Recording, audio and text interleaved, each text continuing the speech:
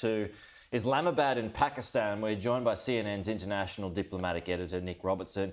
Nick, good to see you as always, and thank you for your time. We've just heard from the US President Joe Biden giving his remarks on Afghanistan's chaotic withdrawal. I'm wondering what your thoughts were on the speech and how it will be received in Pakistan.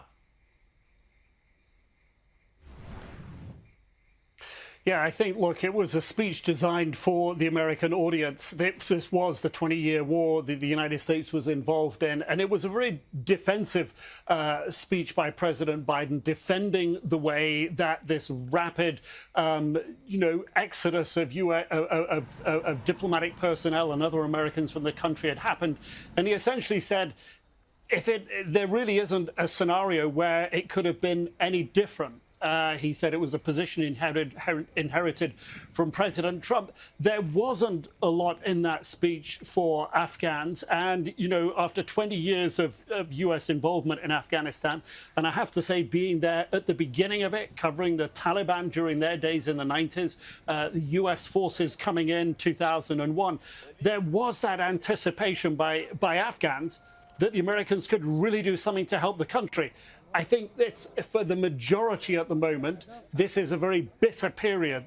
The Americans have raced out of the country in the perception of Afghans, and it's left chaos behind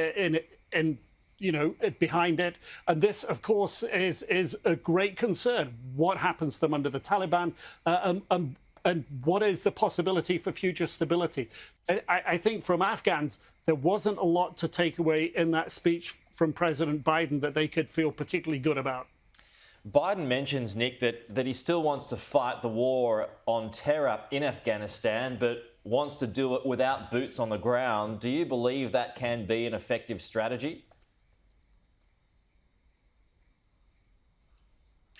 I think it's going to be very difficult. And it's going to be difficult for the Taliban, who are now running the country, to go after ISIS-K, Khorasan group.